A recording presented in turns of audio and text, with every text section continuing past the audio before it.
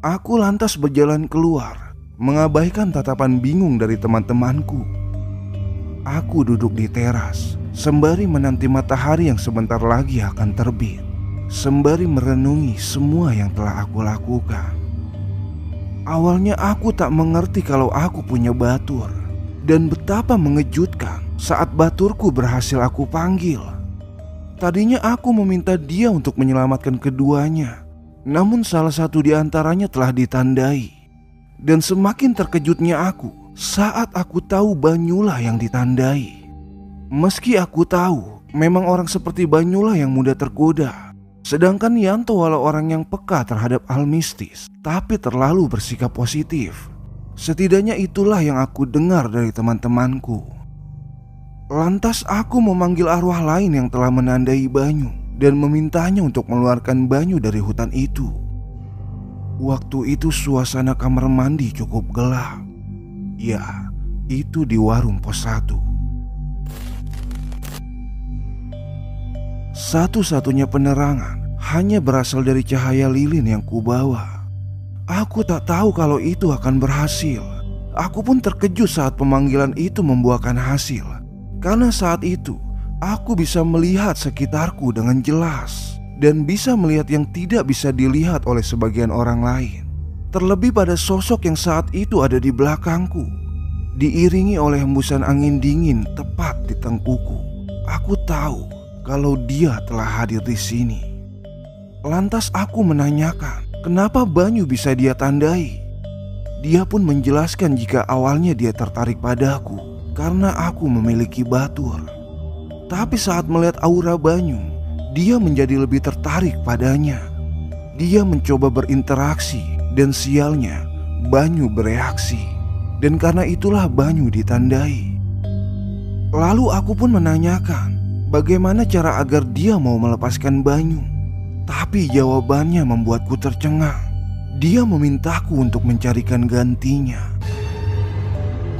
Aku pun menarik nafas panjang, lantas menanyakan bagaimana cara dia bisa memiliki Banyu, sedang mereka berbeda dimensi. Dan jawabannya membuatku mengernyitkan dahi. Aku akan membiarkannya berkeliaran di hutan, membuat dia kehilangan kepercayaan satu sama lain, lalu membuat dia kelaparan, meneror mentalnya hingga hilang akal, kemudian membuatnya mati. Dari situlah aku akan memiliki dia seutuhnya. Aku pun menelan ludahku saat dia mengatakan itu tepat di telingaku, membuatku bergidik ngeri. Apa aku bisa menggantikannya dengan seseorang yang ada bersamanya? Tanyaku setengah terisak. Aku pun tak tahu dengan apa yang telah aku katakan. Namun dia menyetujuinya asal aku punya salah satu barang Yanto. Aku memegang syal yang ada di leherku.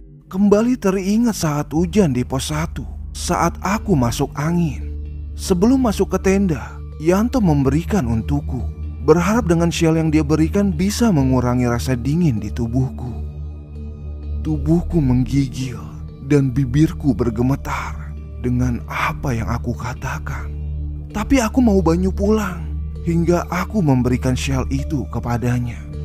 Dan alangkah terkejutnya saat aku berbalik badan, terlihat sosok perempuan berbaju merah tengah menyeringai kepadaku dengan wajah hancur serta taring yang keluar dari mulutnya yang sobek, tengah menatapku tajam, membuatku hampir berteriak saking takutnya dan membuatku bergegas keluar dari kamar mandi. Dan di sanalah aku melihat Dadang menatapku nanar. Aku pun meremas wajahku saat mengingat hal itu. Betapa kekecewaan nampak di wajah Dadang, di mana setelahnya disusul wajah-wajah kecewa dari teman-temanku. Oke, sekarang kita kembali beralih ke sudut pandang Yanto. Menjelang pagi di tengah hutan, mungkin ini yang dinamakan hotel dengan kearifan lokal, dengan biaya yang super minim, dengan udara yang segar. Aku meraup sadar sembari memikirkan bagaimana caranya untuk tetap bertahan hidup. Namun setelah 2 kali hampir mati, saat jatuh ke jurang, juga saat hipotermia. Sepertinya ini akan lebih mudah. Aku terduduk di bawah pohon yang sama sejak kemarin. Aku belum beranjak dari tempat ini karena aku masih membutuhkan sedikit perlindungan dari daunnya yang cukup rimbun. Namun sekarang aku terpaksa harus bangun mengingat ada kewajiban yang harus aku penuhi. Aku merasakan irama dalam perut yang semakin lama semakin terdengar nyaring minta diisi. "Sudah bangun?" tanya sosok macan yang mengitari diriku. "Ya, seperti yang kamu lihat." "Oh ya, kemarin aku lihat Blorong. Dia bilang Banyu ditandai dan itu membuatnya kehilangan bagiannya. Sebenarnya dia bisa saja membawaku, tapi kenapa dia tidak melakukannya?" tanyaku yang penasaran. "Sudah ketemu dia rupanya. Kamu sudah dalam pengawasanku saat itu. Dia tidak akan berani mengganggumu. Sejak kamu memasuki gerbang goib, aku sudah mengikutimu," ucap macan itu menjelaskan. "Kalau demikian, kenapa perempuan yang menandai Banyu masih mengincarku?" "Karena ada alasan kuat di belakangnya. Pada dasarnya kamu itu memang orang baik. Walau kamu sudah bisa menebak, tapi kamu sengaja tidak berprasangka.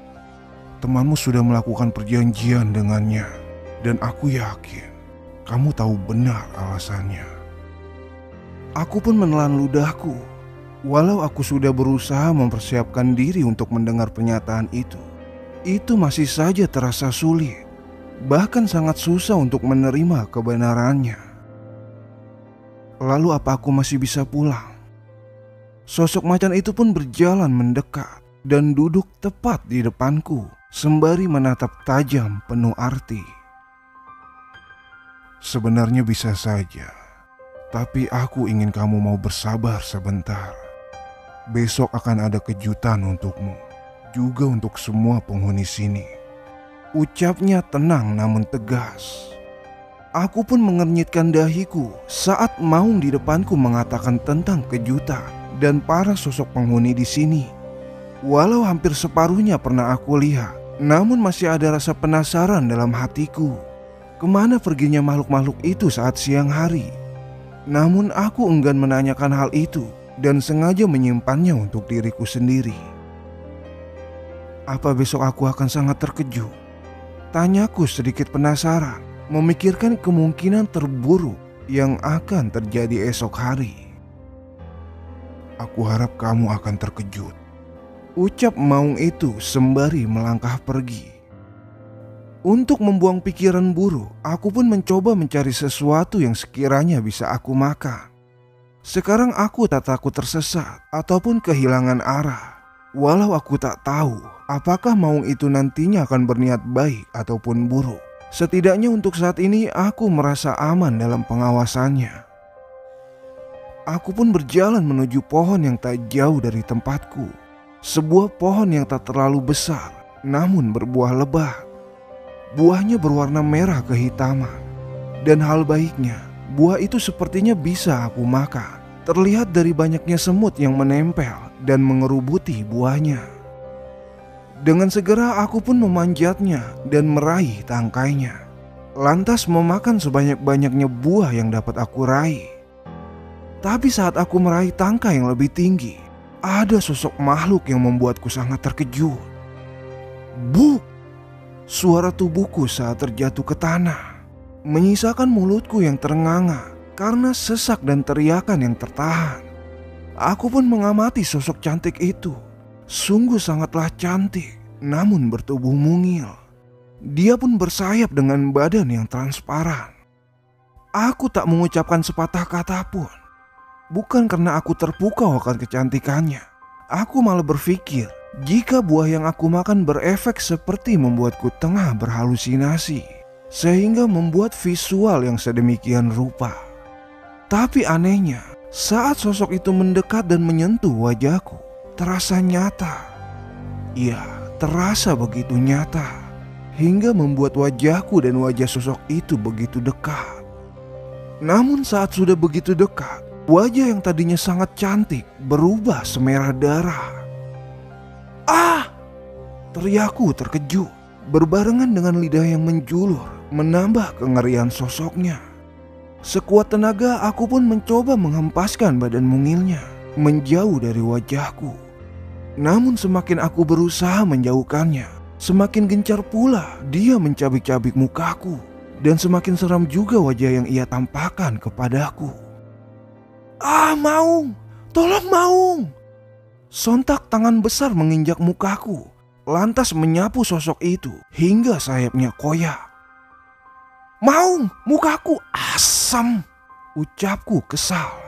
Aku kesal saat tangan itu menambah perih wajahku yang sudah tercabik. Namun seolah tak peduli, Maung menatap sosok itu yang tengah meringkuk. Aku pun menatap sosok itu.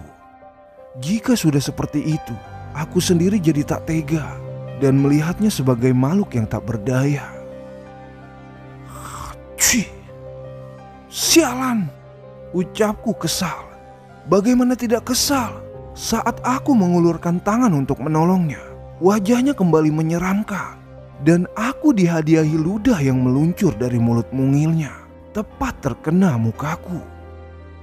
"Hahaha, dia tak suka padamu," tawa Maung. Aku pun memandang tak suka pada Maung. Entah sejak kapan aku mematenkan nama itu untuknya. Untunglah kejadiannya di pagi hari. Walau sedikit ngeri, tapi tidak semengerikan jika kejadiannya di malam hari. "Tengkurap," ucap Maung pada sosok itu. Seakan mengerti, sosok itu tengkurap sedang mau menjilati sayapnya. Setelahnya meniup dan membiarkannya terbang. "Lalu mukaku?" tanyaku sembari menunjuk mukaku yang tercabik. Tapi bukannya mengobati, Maung itu kembali menginjak mukaku, memberikan sensasi perih dan ngilu. "Asem!" Maung terkekeh. Namun setelahnya menjilati mukaku, memberi sensasi dingin dan mengurangi rasa sakit yang tadinya perih dan ngilu. Setelah puas memakan buah hingga kenyang, aku menanyakan hal yang sedari tadi aku tahan karena urusan perut yang belum tertuntaskan. "Apakah di sini semua makhluknya menyeramkan?"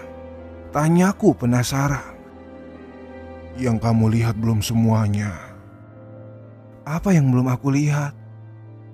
"Banyak. Di sini makhluk bisa keluar dari apapun. Dari bawah tanah, dari dalam air, dari dalam batu, dari dalam pohon, dan dari dalam buah seperti tadi. Semua yang ada di luar nalar dan logikamu, kami hidup di sana," ucapnya panjang lebar. Aku pun menyetujui keterangannya. Ya, di sini semua aneh dan di luar logika. Mana ada di dunia manusia makhluk imut dan cantik seperti tadi yang hanya sekejap bisa berubah menjadi jenglot dalam hitungan detik saja. Oke, sekarang kita beralih ke sudut pandang Dadang.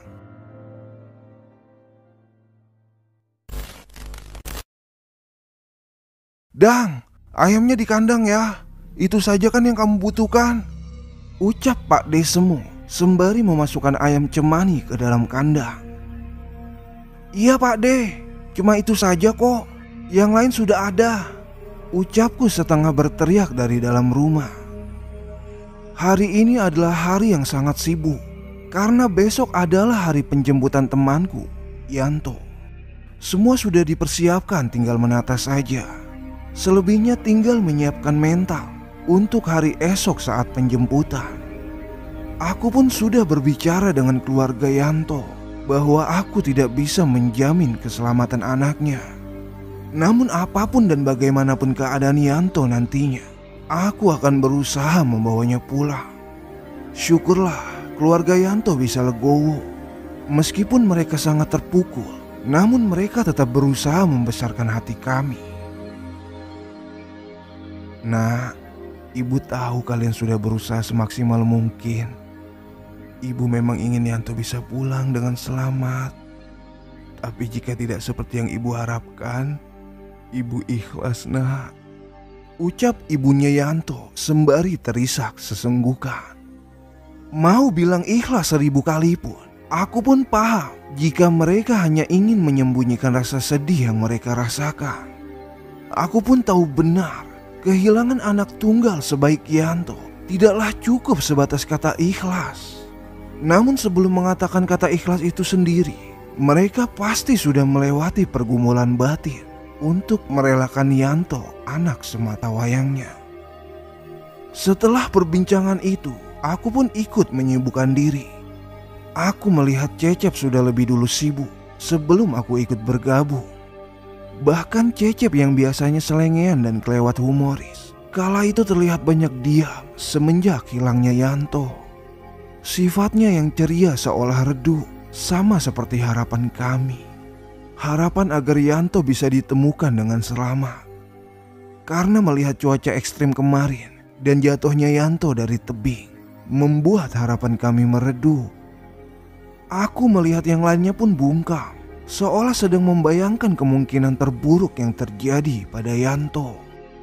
Bahkan aku pun sempat membayangkan bagaimana jika aku sampai di sana, Yanto ditemukan sudah setengah busuk, atau sebagian tubuhnya sudah dimakan binatang buas, atau Yanto ditemukan selamat tapi linglung. Semua bayangan itu terus berkelebat, walau telah berulang kali aku coba enyahkan. Dan aku yakin pikiran mereka pun sama. Tapi entah kalau Maya, entah apa yang terjadi pada Maya. Semalam aku melihatnya mengamuk dan menghancurkan barang-barang. Dia menjerit, marah-marah lalu pingsan. Banyu, Cecep dan Rina yang sedari tadi di situ pun tak paham tentang apa yang terjadi padanya. Kata mereka Maya kerasukan batunya. Kami pun menunggu sampai Maya sadar. Namun setelah sadar, dia malah menatap kami dengan tatapan bingung. Mungkin dia bingung dengan tatapan kami yang menatapnya dengan penuh kengerian. Karena khawatir, Rina pun menanyakan apa yang terjadi pada Maya. Alih-alih mendapat jawaban atas apa yang Rina tanyakan, dia malah pergi ke teras rumah dan duduk dengan tatapan kosong hingga sekarang. Rina yang tak mendapat jawaban pun menatap Maya dengan penuh prihatin. Linglung. Ya, mungkin itu kata yang pas untuk mendeskripsikan tingkah Maya saat ini. Dang, sini sebentar. Panggil Pak D dari balik kamarnya. Aku pun menghampiri beliau dengan kerut di dahiku saat melihat raut wajah Pak D yang sendu. Sepertinya menyeratkan kekhawatiran, membuatku bertanya-tanya penyebabnya. Ada apa Pak D? Tanyaku saat sampai di ambang pintu. Tapi bukannya menjawab, Pak D malah menarikku masuk dan menutup pintu kamar. Mungkin beliau ingin membahas hal penting, mengingat di luar sangat ramai dengan orang-orang yang membantu acara ini. Ada apa sih Pak D? Kamu benar mau jemput Yanto. Pak D dengar saat kamu diskusi sama teman-temanmu. Sebenarnya aku sendiri ragu dengan keputusan yang aku ambil. Alih-alih menjemput dan menemukan Yanto, ada sedikit ketakutan juga jika kedatangan kami ke sana malah berujung malapetaka bagi kami semua. Namun aku pun lebih takut jika yang ke sana hanya aku dan Banyu. Karena kalau hanya berdua, kemungkinan kami tidak terlalu kuat. Jika banyaknya orang, tentu kami bisa saling bantu dan saling jaga satu sama lain. Sebenarnya aku ragu sih Pak D, tapi aku gak bisa berpangku tangan begitu saja. Yanto kesana juga karena aku yang mengajaknya. Besok kamu berangkat ya. Pak D hanya mikir bisa lihat kamu lagi apa enggak Dang. Pesan Pak D hanya satu ya. Makhluk halus itu hanya mampu menyerang kita dari rasa takut yang kita punya. Jadi sebisa mungkin jangan takut selama ada di sana. Dan hanya fokus untuk membawa Yanto pulang. Ucap Pak D sedikit terisak. Tadinya aku tidak begitu dekat dengan Pak D Semo. Tapi melihat beliau sepeduli ini, aku pun menjadi terharu. Aku mengangguk dan mengiyakan semua yang telah beliau sampaikan.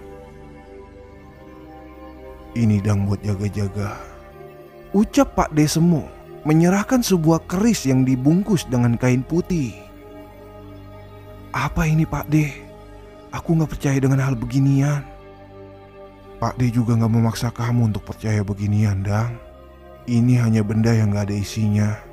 Ini hanya buat jaga-jaga selama kamu di sana, Dang. Aku pun menerima benda itu. Setelah kupikir-pikir, mungkin nanti ada juga gunanya. Karena hari esok adalah hari yang sangat menakutkan bagi kami. Bahkan hanya dengan memikirkan dan membayangkannya saja. Setelah percakapan dengan Pak Desmo, aku pun pamit keluar untuk kembali membantu teman-temanku.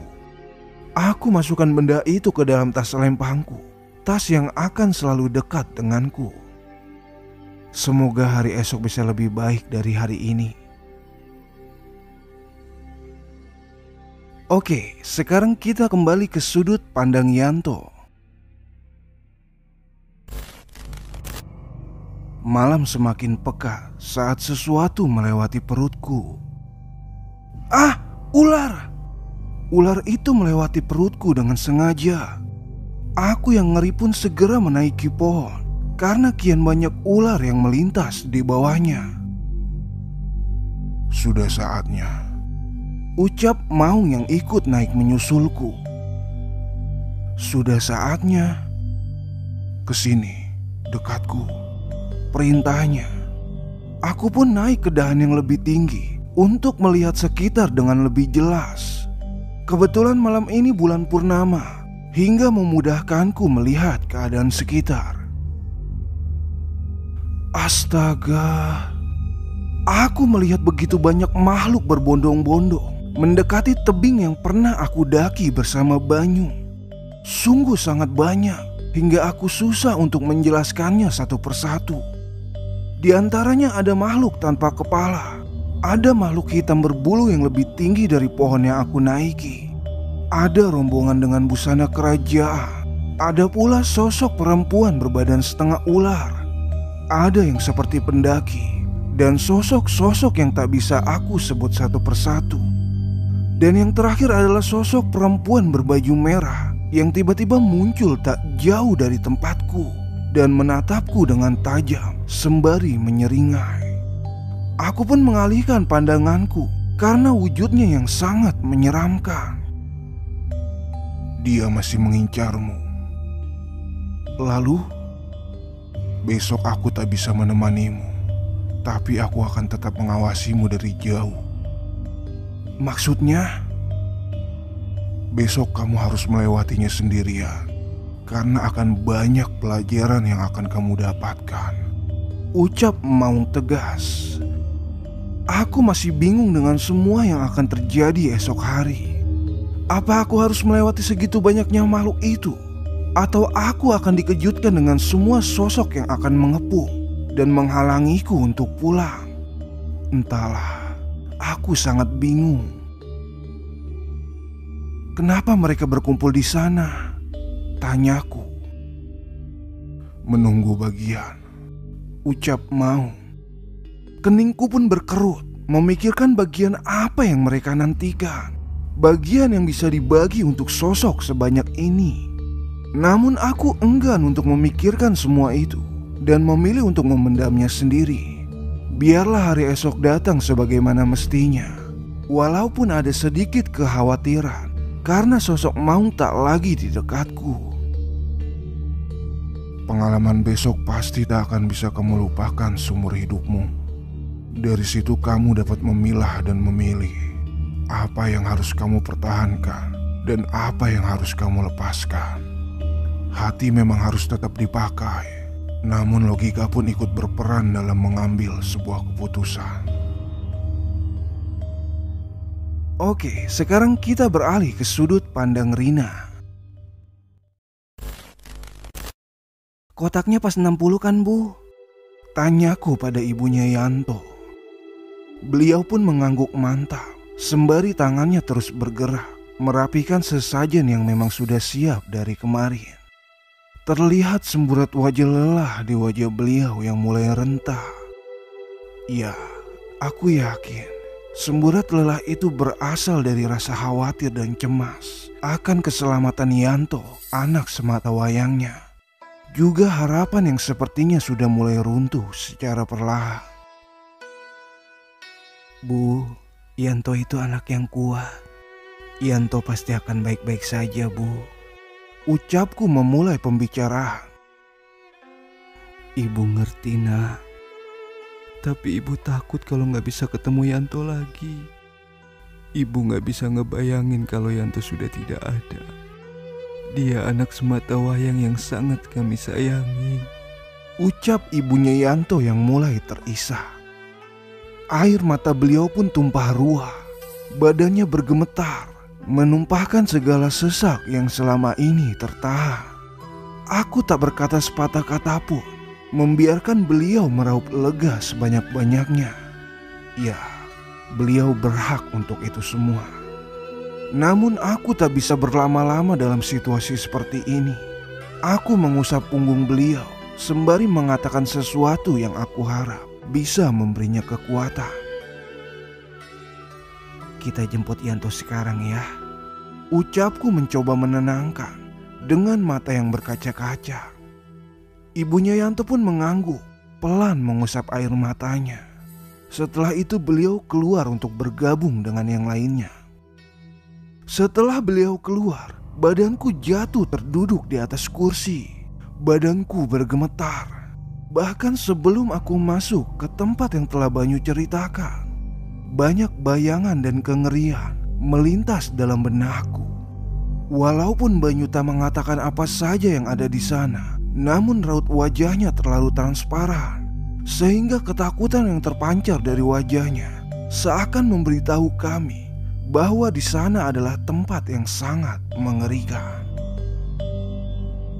Yang sudah siap bawaanmu? Tanya Cecep kepadaku. Aku pun menatap pacarku sendu. Takut, itulah yang ingin kukatakan padanya. Namun aku tak mungkin berkhianat, karena masing-masing dari kami menanggung rasa bersalah. Dan hanya dengan jalan inilah kami memperbaiki semuanya. Sudah, jawabku lesu sembari menunjuk tas berukuran sedang. Cecep mengelus rambutku sebentar sebelum dia meraih tanganku untuk bergabung dengan warga yang lain. Sebelum berangkat kami berdoa, dan setelahnya adalah pemotongan kepala kerbau, karena tak mungkin juga untuk membawanya naik ke atas sewaktu masih hidup. Satu demi satu kami mulai berangkat. Di depan ada Dadang dan Pak Desemo sebagai penunjuk jalan. Disusul warga desa yang membawa kepala kerbau. Yang di tengah ada Maya dan Banyu. Sengaja mereka ditaruh di tengah supaya tidak kabur nantinya.